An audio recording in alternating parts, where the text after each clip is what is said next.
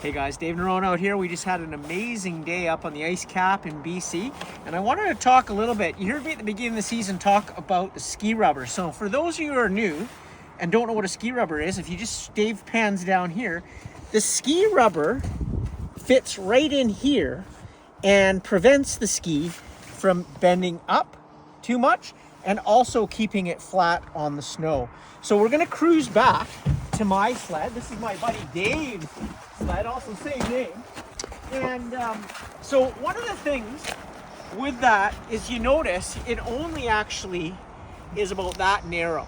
So it's great if you like to run your skis center, but if you like to ride them either wide or narrow, then it's only touching half the spindle, and they are a little bit softer. So what can happen is if you hit something super hard, you can buck the ski rubber right out of the ski. And once it comes out, it kind of deforms a bit, and then it's more prone to popping out. So if you want to make your skis better and performance of the sled better, then you can get the Solal's King from Brett Rasmussen, and you can order them right off his website. I've had these ones for 4 seasons. They probably have 12,000 kilometers on them, and they look as good as the day I bought them. And what they do is they won't pop out. They're stiffer, and what that does is when you hear people talk about, oh, the T-motion makes the sled wash out, it's actually not entirely true, or not true at all. So I use the example of a truck. If you're driving your truck on the ice and you hit a big rock, what does the back end do? It wants to spin out, okay?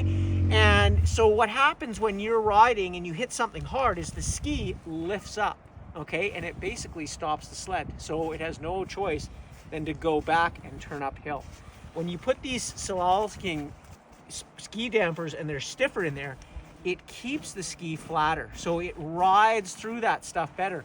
Makes it easier to side hill, makes it better to side hill, and will cause less washout. So with the Expert, what they've done with the DS4 ski is the ski is moved further forward, which also helps with that.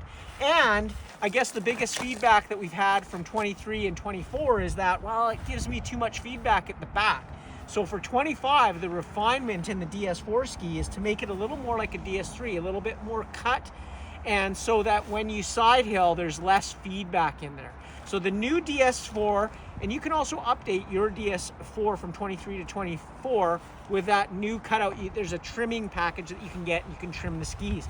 So all that makes the ski turn better, float better, but also keep it flatter when you're in the backcountry. And that way you're gonna side hill better, and it's less prone to washing out. So you can check those out at riderasmussenstyle.com.